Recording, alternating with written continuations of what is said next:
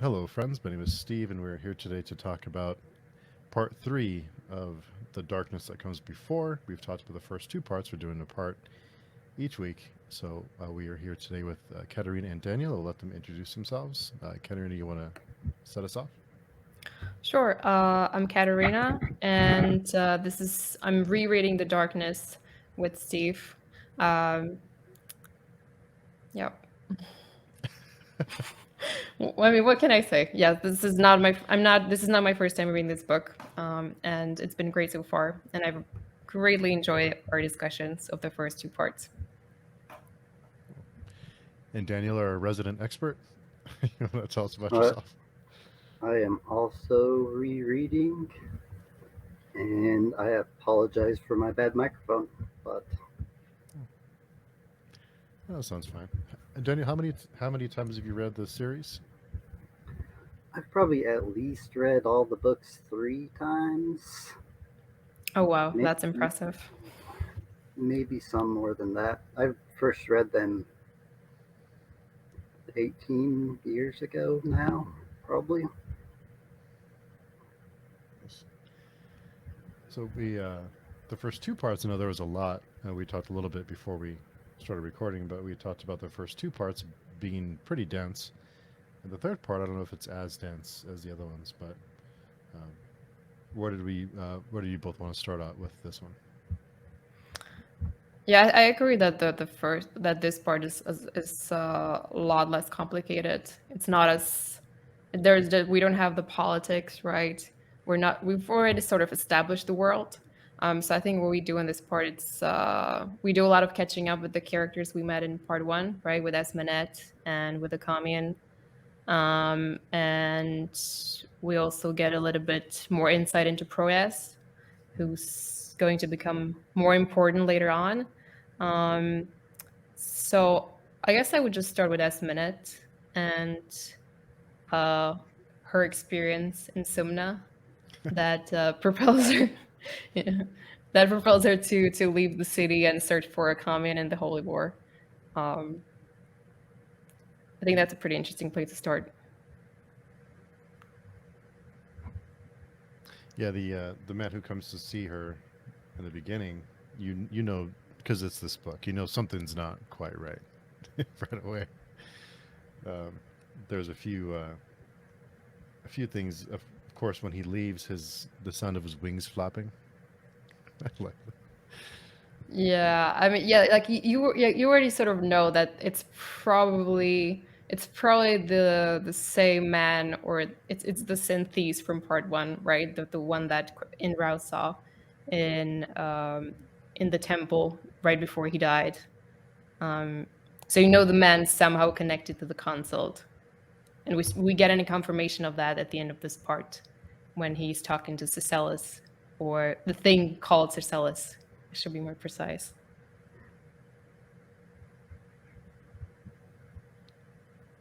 Yeah, that's what I knew for sure, that something wasn't quite the thing they call uh, a couple of the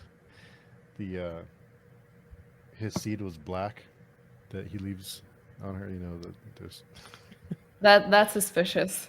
yeah, it's That's very pretty new. suspicious.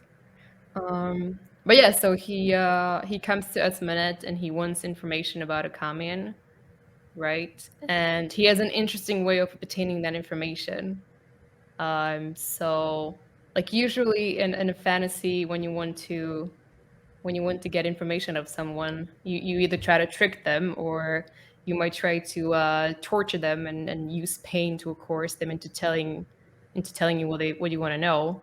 But this man, the architect, he uses pleasure to force Esminette to reveal everything she knows about Kamian, which is pretty interesting. We'll probably learn a little bit more about that as we go on. But I think that's very important to notice. Would you agree, Daniel? Yeah, that was an interesting part, and SMNet struggles with it over the next couple chapters, just how much enjoyment she says she felt out of it, because I guess his object was to give her pure bliss to get his answers. And she just keeps finding herself thinking about it, which is weird, along her path towards the Holy War, until she breaks her sandal and has other things to think about. Yeah.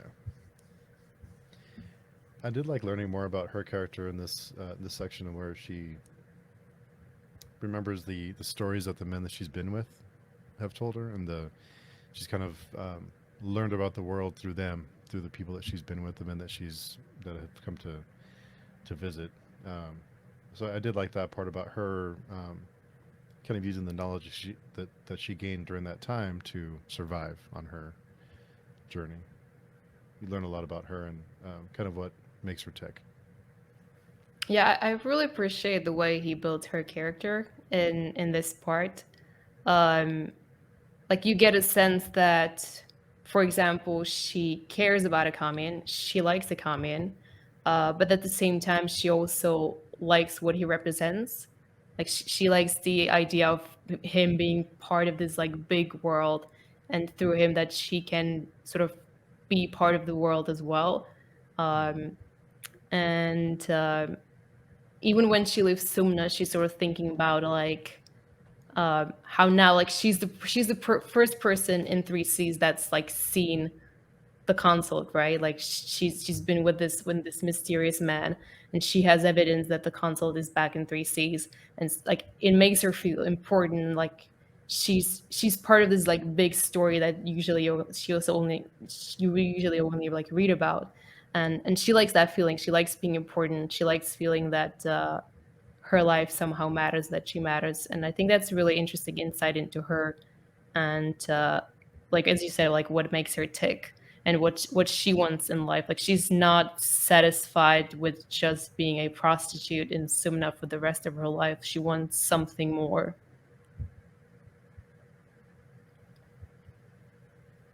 Yeah, and that's kind of why she loved Akka, because he like brought the whole world to her, kind of. And the reason he like fled in the first place, because he was listening at the door. So his like rage at her still taking custom when he had enough money, he said. And then like her just knowing that he's gonna leave again, so she just has to keep taking custom. It's like a impossible love there. And then later you find out that the mandate aren't allowed to take wives anyways, so Yes, that's true, and I also think that in a way, like she can take money from him. Well, first of all, because that would sort of change the nature of their relationship. Like she doesn't think of him as a customer, and if he gave her money, that would make her feel like he's just another man that she sleeps with for money. Um, but also, I don't think like the one of the other reasons why she doesn't want to take money from him, or why she doesn't want to stop taking other customers, is that like she wants to be independent of a commune, because like, she knows she can't depend on him, and she doesn't really want to depend on him, right? Yeah, I think some of it too is that she struggles with her self worth and thinking that she doesn't deserve any better. Um, there's some times when she just thinks that's what she deserves and doesn't shouldn't strive for something more. I think she goes back and forth with that a little bit. Yeah, and I mean the world kind of tells her that she's not worth it, or like she's a prostitute. She's damned. The scripture literally says that people should stone her upon seeing her. Um, that's what she deserves. So it's no wonder that she has low self esteem as a woman in this world and as a prostitute. and that's what she finds happening to herself when she heads to the Holy War and her sandal breaks. She gets pestered by a group of little religious kids Yeah. who, First, who first, live by that scripture. or do they? Like I was wondering. Like I'm not convinced that the reason, or that the only reason they decide to stone her is that they're so religious or so pious that they will follow this scripture to the letter. I think part of it is they just wanted to feel powerful, like wanted to like have being able to take out their frustration or anger, whatever, on someone who's weaker than them. Like that's kind of how I read it. Um, but I was also like super frustrated just by the fact that like women are not allowed to wear boots in the Nansen Empire. I found that incredibly frustrating. Yeah, that was funny. I know when I was 9, I didn't really think that deeply, but if I was with a group of mischievous kids, then just like it said in the book, there's that moment where things could just get out of hand, and oftentimes they did as a kid. I guess I had a rough childhood. Yeah, Yeah. you kind of wonder if it's just because she's a woman who's alone, or is it because she's a prostitute, or a combination of both, that they thought they could do that to her, and that's that was a you kind of wonder, is it going to go a way that when she's going to befriend them and they're going to travel with her and they're going to kind of take her in, but of course I should have known better by now. Yeah, you should have. You probably should have. But like she doesn't give up, like, right? She fights back. She throws stones at them. And then like finally they overpower her because there's just too many of them, and they're probably stronger, and then essentially the whole village comes out to participate in the stoning. But like she's a fighter. She doesn't give up. Which is something I like about her as well.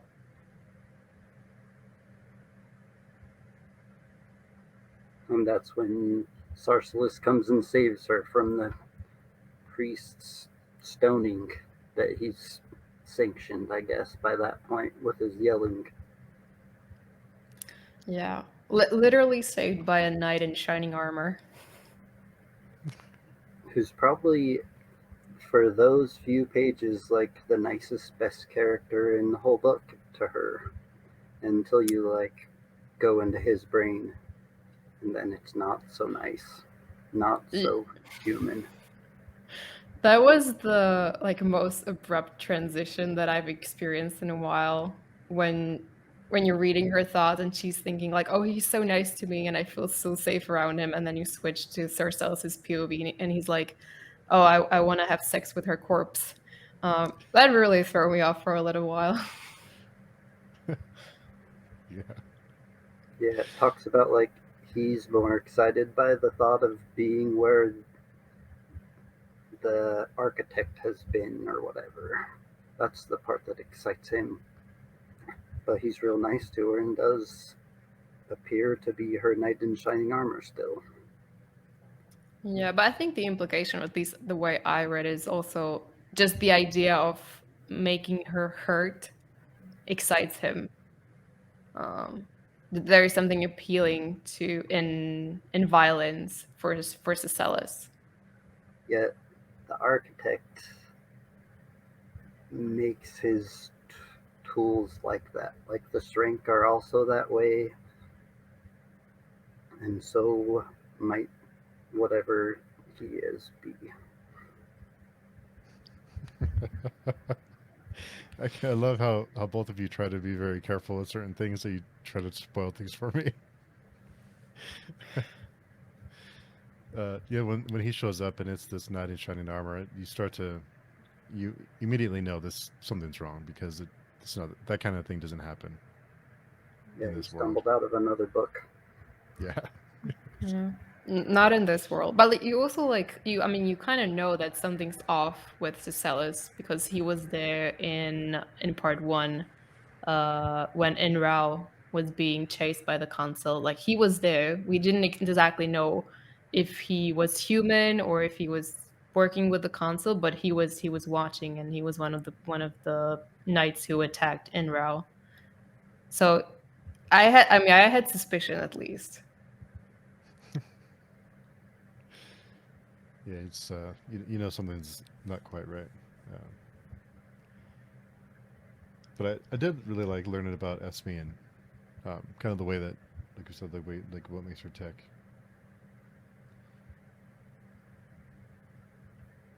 Yeah, she's a great character. Definitely my favorite female character in the series. But also there are not that many of them. Yeah. So Keep reading. Maybe you'll find something cool.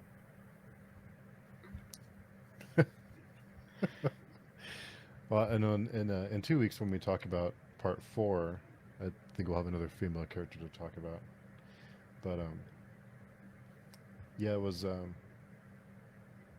We also learned about her daughter, Esme's daughter, that had died. Oh, and she gives away the gold coin that she was given and flees before that because the girl reminded her of her daughter. Mm-hmm. Yeah. For that, I wondered why she would. I think it was because that the girl reminded her of her daughter, right? That's why she gave her the coin. It wasn't because she was just trying to be giving, or she didn't feel like she should keep it. yeah, Yeah. I guess the way I read it was more that like she got that coin from the architect. And so I think like he paid her essentially to get information about a commune. So with her giving the money away, it was almost like her making a gesture to show that she didn't sell a commune. That's kind of how I interpreted it. But also, yes, there's this, like, she mentions her daughter as well, and then she gives it to this little girl. So maybe she did remind her of her daughter. And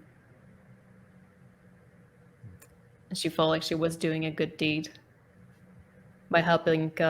If she couldn't have helped her daughter, then at least she could maybe help this girl.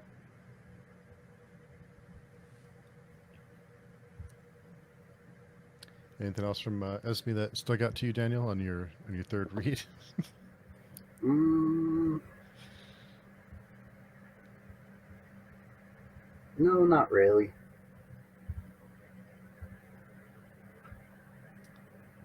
And of course, Akka keeps having nightmares.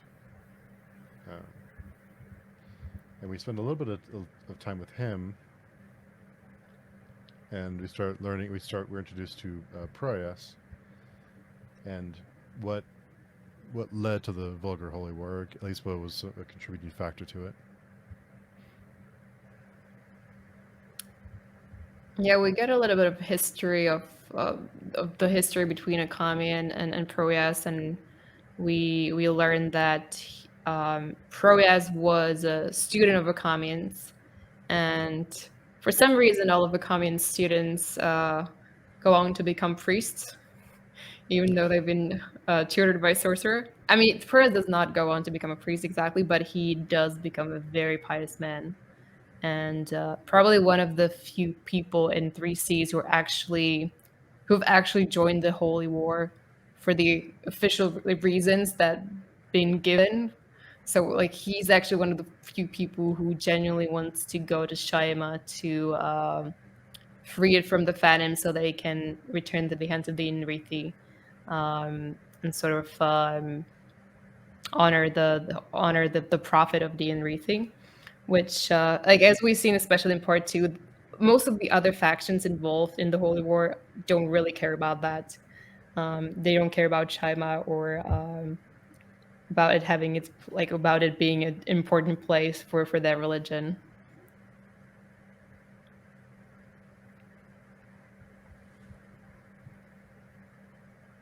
Yeah, and then we got to see them play Benjuka.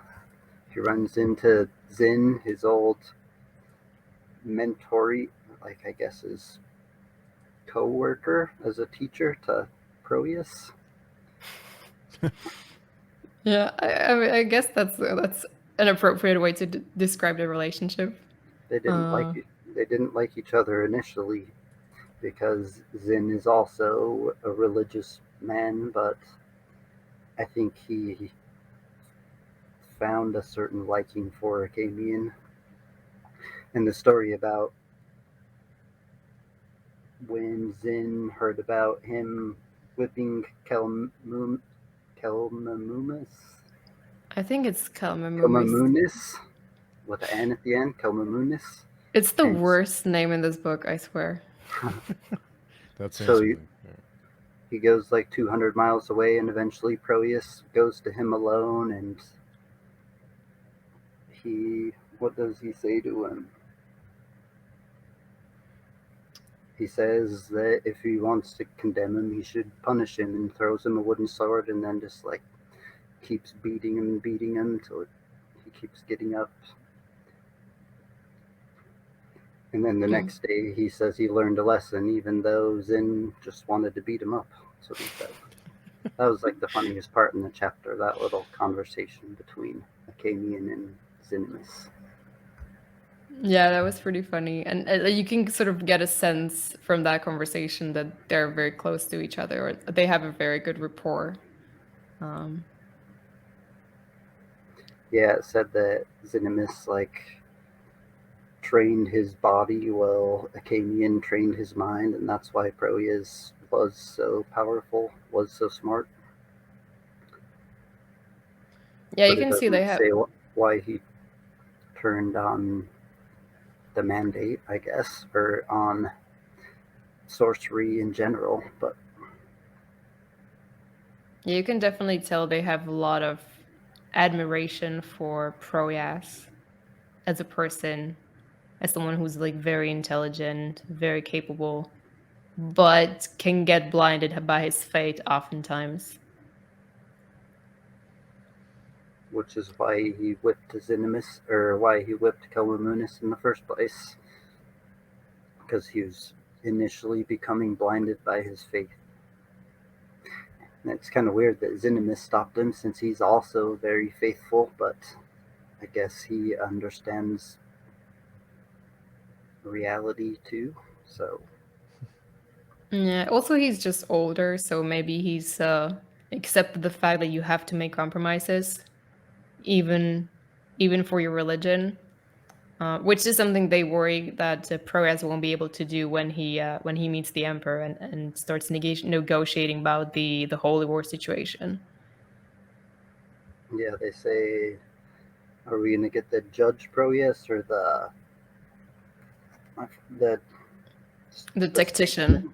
Yeah, and I guess we're still waiting to see, but he's pretty mad. He needs to cool down. Yeah. Yeah. Well, yeah, he sounded pretty frustrated in his POV section. Which like I understand, like if you joined the holy war because you want to avenge your gods, or and then you just end up having to make all these compromises and having to accommodate all these interests of the other parties which are not relevant to the cause at all. Like I mean, I'd be frustrated as well. I feel like I learned a lot about Akamian in this section because you see him from other viewpoints from the characters and how um, he kind of sneaks into the camp when he first gets there, and you kind of get that he's not very well respected by this group, at least. Yeah, well, I mean, he's a sorcerer, so just based on that, they're not going to like him. Especially if this is a holy war, um, and sorcerers are damned. Sort of like the antithesis of the thesis of the holy war. But then you have the Scarlet Spires, which have joined the holy war to help them conquer Shayama. So it's very intricate, and I'm not surprised that the religious individuals in the holy war camp are feel very conflicted about their position in the war.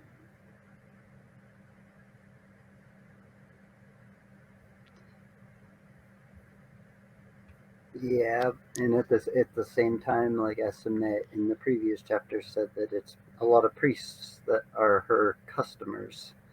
So, like, how pious is everybody really? Proteus, you can tell, is quite pious because he thinks just like Akemi, the fact that he was taught by Akemian makes him like dirty in a way. At least he questions whether that's like why God is mean to him. Yeah, and like even when you think of Cercellus, like he's the first knight commander of the Shriel Knights, something like that. He has like a crazy title, but essentially like he's like a warrior priest, right? If I'm not mistaken. And then he saves Esmenet from another priest and then takes her into his tent and just lets her live there. So what does that even say about the church and about the clergy?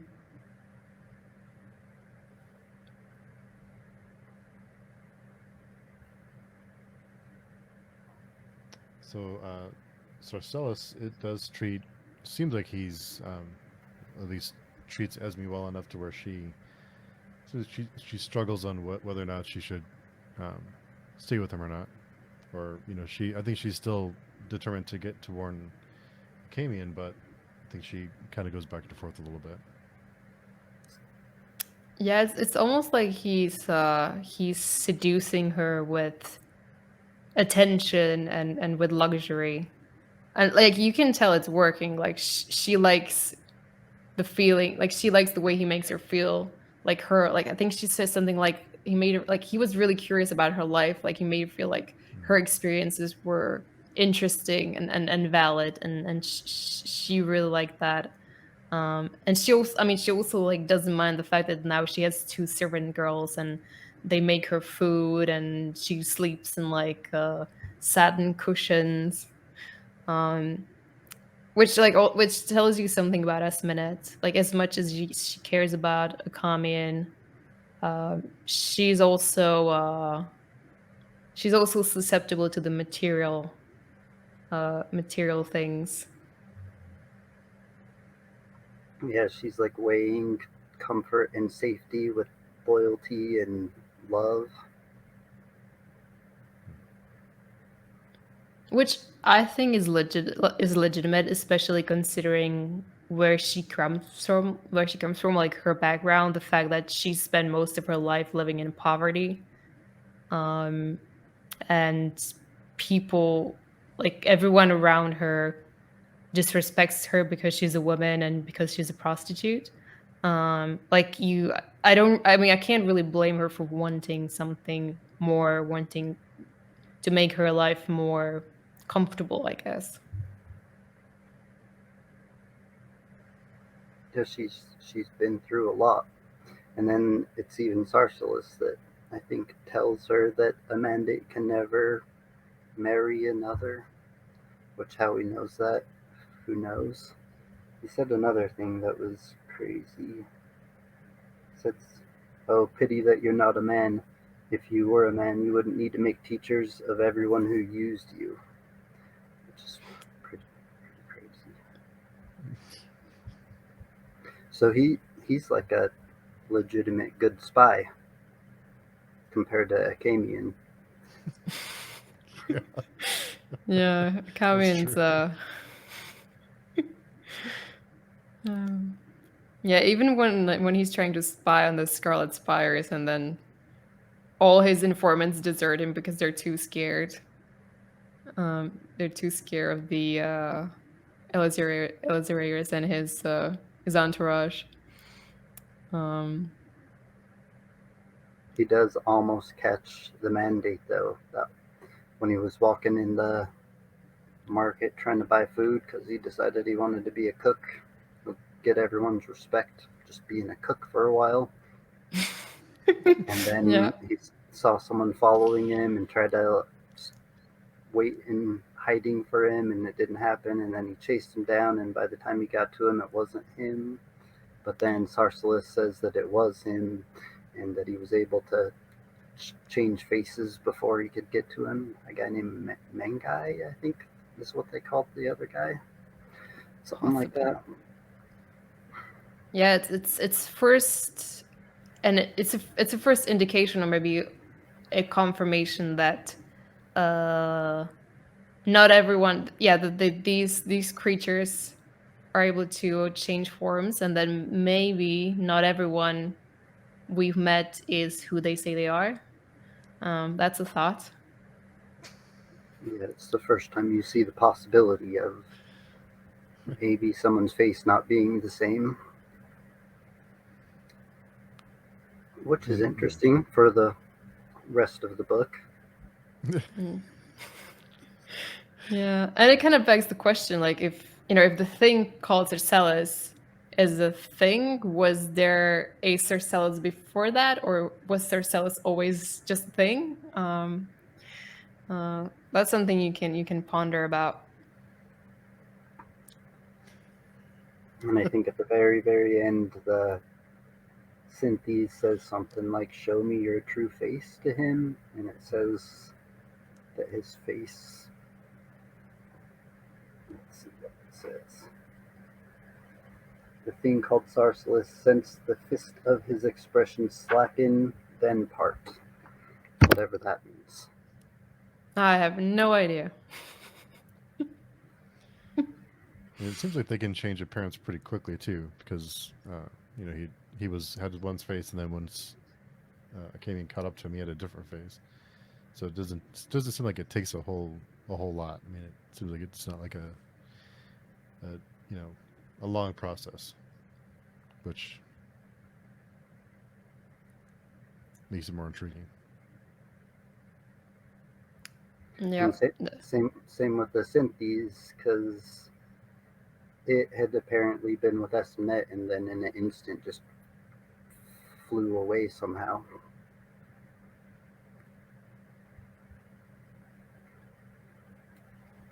that was really creepy. When it flew away at the beginning, and the when they do get to the camp and she's looking for Kami, and it, her thoughts while she's looking for him and kind of going back and forth was another great moment for her character, I thought, in this part. Yeah, I think it definitely makes her more complex and nuanced. Like, I like the fact that she's not just in love with the Kami and leaves Sumna because she wants to find him and she's worried about him. Like, she has also some selfish motivation for why she leaves Sumna and why she joins the Holy War. It definitely makes her more interesting, more complicated as a character.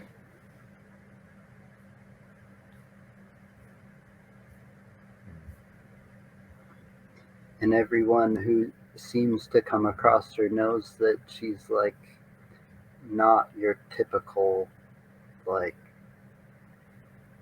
prostitute or whatever. She's something more. I think even the Synthes says like, "Oh, she was a 12 copper whore," because at first, at the very beginning, she asks him for 12 copper and he like gets mad about it. Says she's not even worth 3 because she's so old.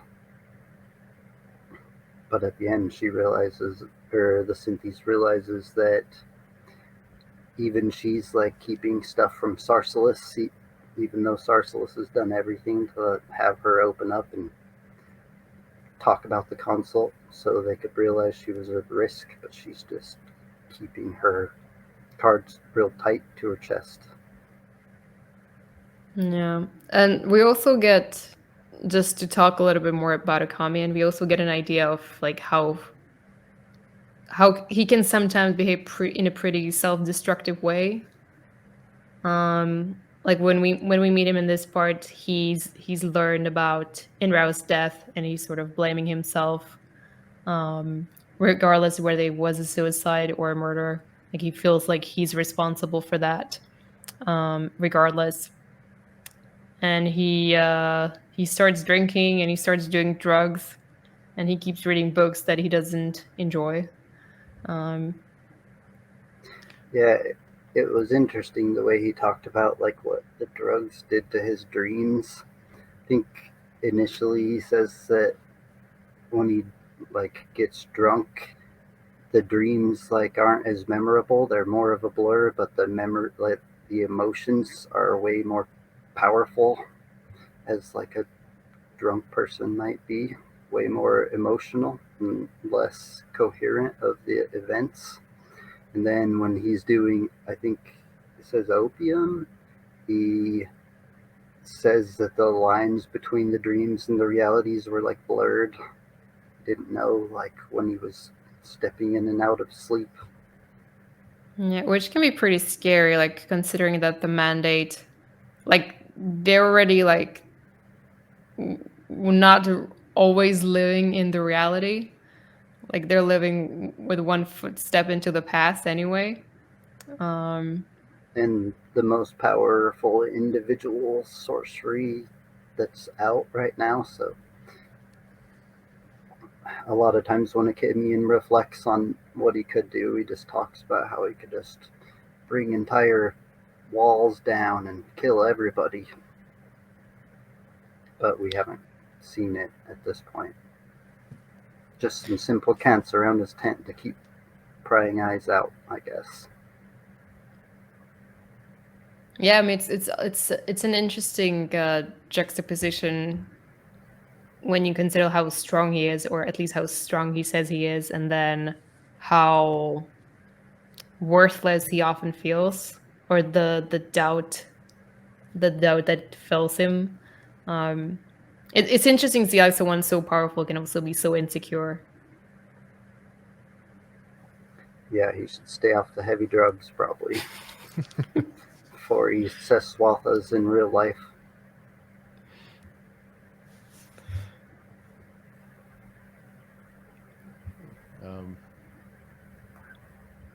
What else was in this part before I misspeak again?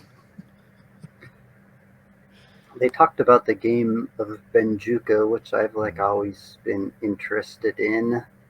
And I actually like played a game for the first time the other day where the rules could change like mid-game, which it says can happen in Benjuka at any point. Kind of makes it different from most other games you play. And then Kamian loses to Zinimus.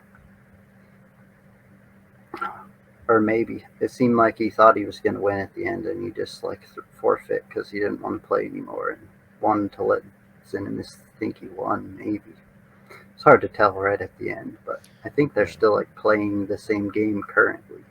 So Yeah, I kind of understood it as him deciding that like it's the game doesn't matter, that he kind of has to focus on the reality or the politics in front of him. That playing with pieces of stone is somehow ridiculous when you think of like the scheme of things, the context in which they find themselves in.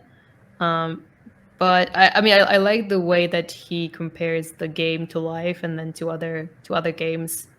Um, and I kind of like the fact that he's like, if I understand it correctly, like the idea of Benjuka is that I like, unlike games where you know the rules and then you can make your decision based on the rules, in Benjuka, just the variables are, there's so many variables that you can't really ever predict everything. You can't predict like how the environment is going to change, so you sort of have to make calculated, like you have to kind of calculate the probability of your chases. I don't know if that's a way of, if that's a good way of reading the game, but that's how I kind of understood it. I'd say that's pretty good. Or like I don't know if there's a way that you can at least try to estimate how the, like, the rules are going to change, but if there's a way to like approximate or predict how they're going to change. I don't know if that's possible within the game. Must be. It seems like there's just better people than others at it. So Confis is probably one of the better people. So we've heard.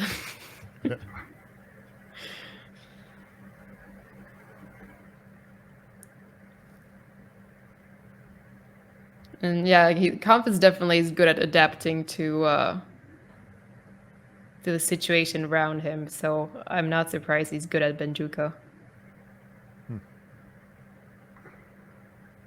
In theory,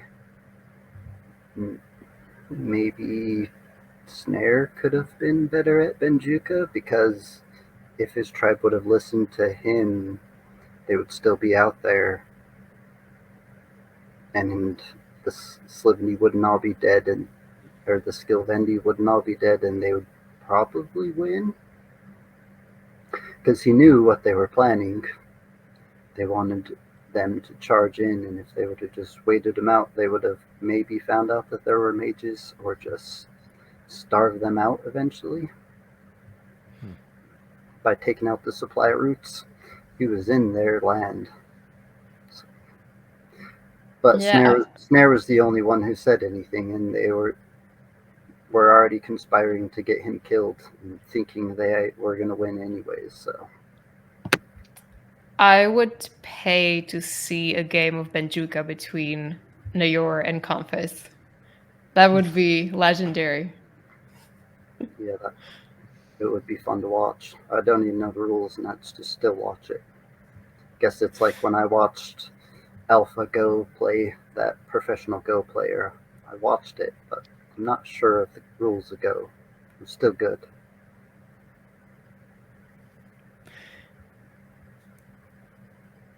Yeah, sometimes I watch professional chess players play online, even though I have like little to no understanding of chess, and it's still a lot of fun. So I'm sure this would be as well.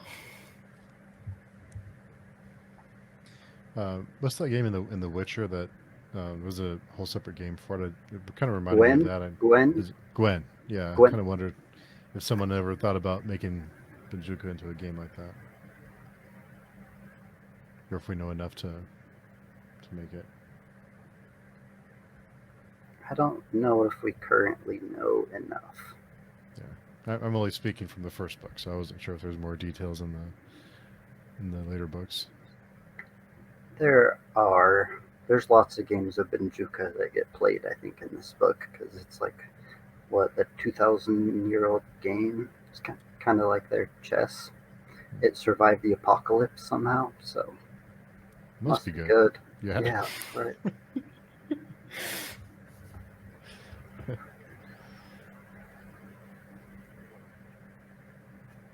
And let's see.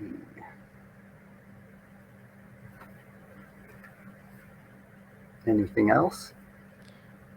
Not a ton. I think the only other thing that I had written down was that they're spying on Camion, which I think we've kind of already suspected before that. And the thing called Cicellus is with another smaller creature with wings, and that's kind of connects the beginning. You hear the wings flapping at the end. It's confirmed it's the same creature. But there's a smaller creature there. Yeah, and we already know that, or we already saw that that creature in part 1 with Enrao in the temple, right? So I think it's safe to assume that it's the same person or same being. Or is it? He is the Maybe. architect.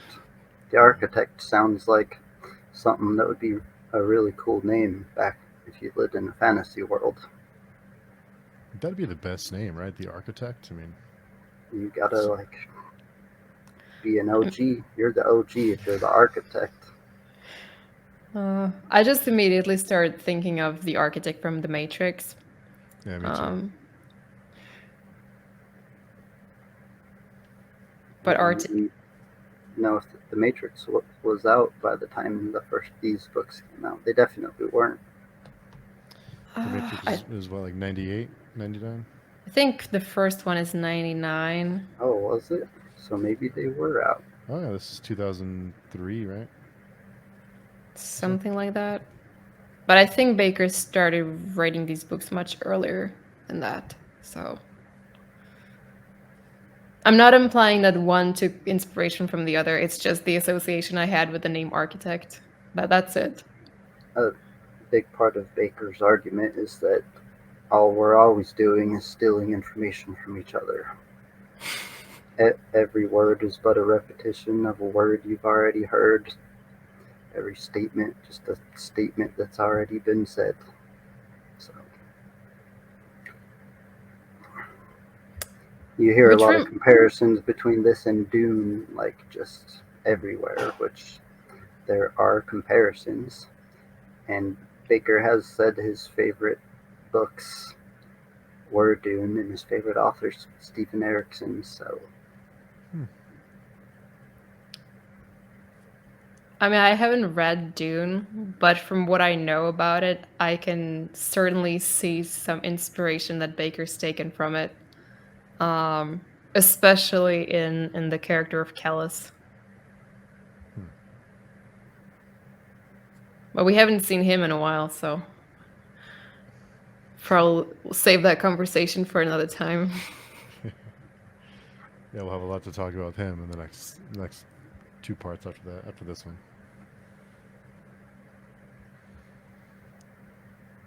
Anything else either of you can think of?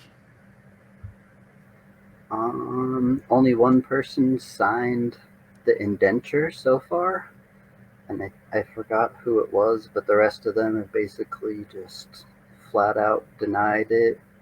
Kind of said maintenance crazy for not saying anything yet. They've debated storming the Capitol and just taking the provisions. Right now, it's kind of just all up in the air, and a lot of it rides on Proyas because he's like been made kind of the leader of the faithful at this point. Seems like. Yeah, I think. Well, Kalmamunis has signed he signed the indenture, but he's dead, unfortunately. But the Scarlet Spires have also signed because they don't care about the territory. They just want to avenge on the Kashorim and annihilate them. So they've signed the indenture. They only wanted all the information about this Siswarum, I think. That's all they asked for in return. Yes. Yeah, I think that's correct. Openly. Yeah, but I'd be curious to know what Maintanet is thinking, because you only saw him briefly, and it seemed like he had the Holy War under control, but now we're not so sure. That's a good point. We've seen him briefly, and he like had the ability to know Akamian was a sorcerer, and now he's grieving for the loss of the vulgar Holy War and doesn't want to be bothered. Yeah, but I mean, also officially, also the Emperor is grieving for the loss of the Holy War or the vulgar Holy War. So what does that actually tell us? Yep, you don't really know till you get in their head. If you get in their head. Yeah.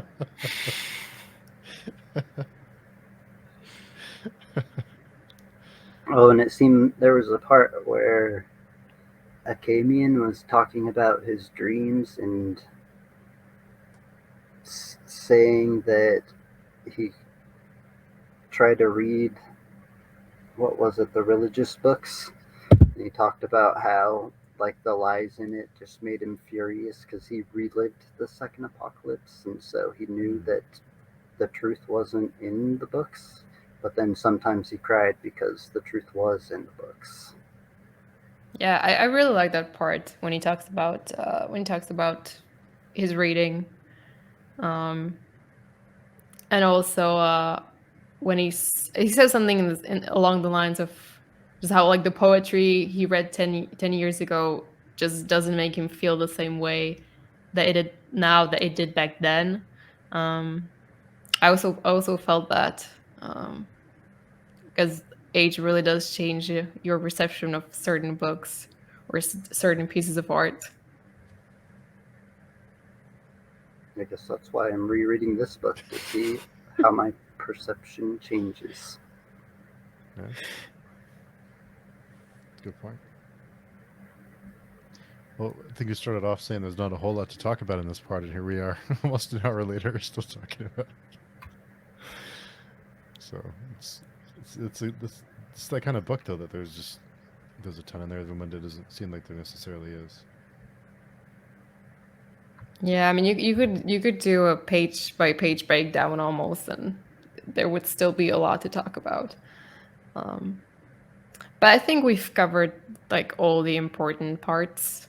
At least I don't really see anything else in my notes that we've missed. But I wonder what this book would look like with footnotes. You could like see people's names, and it would describe where you know them from below, and then like 500 pages in, when you read someone's name, it just tells all the times you missed them before. I mean, that sounds too much like reading Wikipedia. Sounds like House of Leaves. House of Leaves was rough. All of his books, I can't remember his name. I read one called In Revolutions too, and he loves footnotes, that guy. Daniel Danieluski? Danieluski? Is it Daniel? I Mark. don't- That's gonna bother me. Yeah, me too. Mm. I don't know what Mark the book is Mark either. Danieluski. There you go. Yeah, That was those are quite the read. interesting books. Yeah. I haven't read it, but I mean, at least in this one, you have the appendices, which can be helpful, I think, especially if you're going through the book for the first time. Yeah, I found myself. I'm glad you mentioned that. I found myself going to the back of the book more often after the first two parts, to just kind of whenever I wasn't quite sure who someone was or where they were from, I would go back and go to a quick rundown of the different factions or different people who they're associated with. So Yeah, it's pretty helpful. Yeah, I think part 1 and part 2 introduce most of the players in this book, at least. So yeah, it makes sense that by part 3 you probably need to freshen up on who was the first person you met in chapter 1, who just briefly mentioned, and then didn't appear for the next 200 pages. Yeah, it's not like the main character of the series disappears for like 300 pages in this book. Yeah, those get significantly bigger as the books go on, to the appendixes, just with more detail. More characters, more detail, more world building. I guess there's a Camian's map in it as well that he started, trying to figure out who's playing who and who's on whose side. Yeah, I thought that was neat too. Yeah, there's the mind map, and you also get a map of the 3 Cs, which I think is pretty helpful.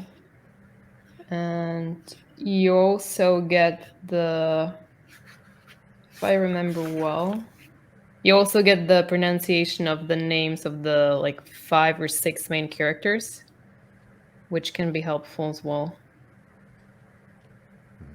Although, everyone has their own pronunciation, and I'm not gonna shame anyone for that. I'm sure I get a lot of them wrong as well. I feel attacked. No, that wasn't the intention. Well, I still me managed to too. picture them. Yeah. Names are what you make them in your head. Yeah. It's the words you can't mix up. Well, can either of you think of anything else from this part? No, I think we covered it well. I guess the Synthes tells Sarsalis not to kill Esmnet, even though it really wants to. Is that what we're calling? Is that his pronoun? It. Yeah. I The, haven't The thought thing. of that. the thing called Sarsalis, Yeah. it thing. He really wants to kill Esmet, it seems like, but can't. And maybe even Acadian, but can't, because whoever the architect is says not to. Yeah. Which Wait. I can't remember what Maithanet said to Proyas about Acadian. Do you guys remember? Was it to let him be but don't talk to him? Something like that? Just like don't fraternize with him but don't harm him? I think it was kind I of don't just know if keep he your distance. says Yeah, anything. Um, He definitely asked Proyas who that was, how you know the schoolman. yeah, I do remember him. I do remember him asking uh about a commune, but Maybe he yeah, doesn't. It doesn't say what he told him after that. yeah. I But mean, the chapter literally ends with Maithanet asking Proas, "Who was that man, that sorcerer, who dared pollute my presence?" So I don't think we actually know what Maithanet thinks of a commune being there in Sumna or in the Hagurna, at least for now. except that he's let him live, I guess, and that Proyas is now not talking to him since he's reached the capital. Yes. I guess we'll see next part in 2 weeks. yeah. A quick note for anyone listening week to week: we will be taking next week off. We were doing some traveling, so we'll take our break next week. We'll be back in 2 Fridays, or not? The 26th. So I think. So for anyone that's following along that way, it'll be a couple of weeks, but we'll be back to talk all things part 4. Which I'm sorry, I 26th. yeah, which a part 4 I haven't reread yet, but as far as I remember, it's pretty dense. So we might need the week to just prepare. Yeah, part 4 is a lot happens in part 4. So kind of it came at a good time. Yep. Cool. Anything else either of you wanted to mention? I mean, we do get the first meeting between Confis and Proyas, sort of the two great minds of the Holy War, and they don't get on. Like it doesn't like it doesn't seem like they're going to be friends, the two of them. At least that's the impression I have from that encounter. Proyas just kind of tried to do the cold shoulder, no shake hands. I'm cooler than you, but at the end, he thinks that he lost the argument in front of all of his people. I guess it wasn't even an argument, just the first interaction. Yeah. Almost like a showdown, almost, but a subtle showdown. The first move of Benjuka. He just lost. Yeah, it's just the opening. Yeah, and then Confis is sort of above that. Like he does not care about Proyas giving him the cold shoulder. Yeah, he already knows he's going to be going on the Holy War, and he has his sights set on just seemingly becoming the most badass general in the universe. Yeah. Yeah. Well, he is already the god of his own universe, so might as well be that he become the god of the other people's universe as well. Oh, that reminds me too of when Zinimus is talking to Acamian and they're playing Benjuka and they're like admiring how smart Ixerius is. Even though from our point of view, last part, we knew he just kind of stumbled into this great game he played, or the great move. So they're both thinking he's like real savvy and real smart right now. Yeah, it's true. I haven't thought of it like that, but you're absolutely right. I still don't think that Xerxes is completely dumb, but he definitely looks a lot smarter from the outside than he actually is. Confis says that even he was like baffled by this move because it was so smart, even though he's already capable of beating him at Benjuka when he was 10. So it was like seemingly a rare move for Xerius to do something Convis couldn't expect or foresee. So whatever it was, it worked for Xerius up till this point. But it was just interesting to see like the unreliable narrator. They're both deceived by him and thinking that he's like one of the smartest people at the table right now. When Confis doesn't think so, his own mother doesn't think so. Yeah, it's also interesting to see how the Icurates are kind of despised by all the other nobles and kings, while they themselves think of themselves as this sort of like godlike family that has a right to this huge empire to the east. Um, while everyone else thinks that they're just deceitful and impious and cunning and should not be trusted ever, which is justified from what we know about them. Um,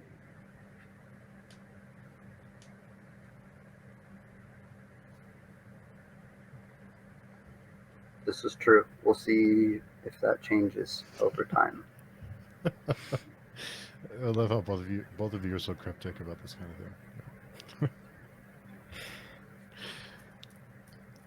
Cool. yeah, it's pretty hard to keep track of what we already know from what we read and what comes after.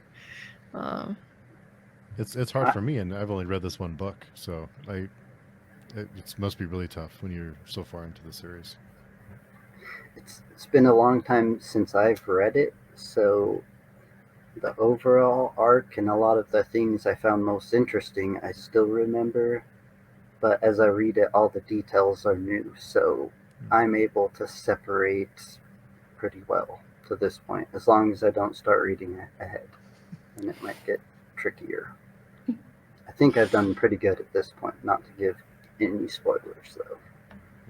It's tough. It's tough to not read ahead a little bit. I'm holding off on the second book, but it was tough to not keep reading this one. Yeah, I'm a little bit worried that once you start Warrior Prophet, you won't be able to stop yourself. I'm a little bit concerned because it really flows.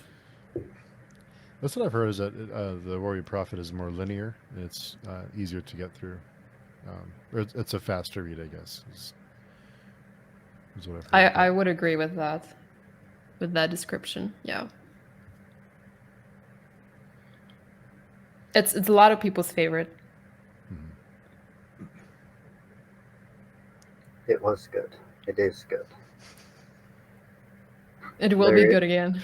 There is a lot less shooting from one side of the world to the other because there's a holy war going on and most players are involved. So. It's going to be good. Awesome. So, excuse me, we have 2 more parts to go in this book, but they're pretty big, so lots to discuss in the coming weeks. But thanks everyone for hanging out and listening to us talk about part 3, and we'll be back in 2 weeks to talk part 4. That should be a fun one. Yeah, I'm looking forward to it. That'll be good stuff. Me as well. Awesome. So we'll see everyone in 2 weeks. Katerina or Daniel, did you want to? I know both of you are very active on social media, but was there anything that you wanted to pass on? So active. Yeah, I mean, if you want to reach out to me, talk about these books or other books, you can find me on the Patreon forum, or you can follow me on Instagram at the Errant, if you like. Cool. I'll just say wait till the end of the books, and I think we're going to do a live stream, so just ask me then or forget the questions and don't ask me. Okay. Awesome. So thanks again, everyone, for hanging out with us, and we'll talk to you in 2 weeks.